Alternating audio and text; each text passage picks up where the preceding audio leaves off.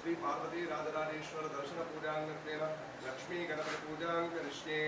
ओम गणानां त्वा गणपतिगुं हवामहे कविं कवीनामुपमश्रवस्तमो ज्येष्ठराजं ब्रह्मणां ब्रह्मणस्पदान् शृण्वन्नोतिभिर्येण सादरम्।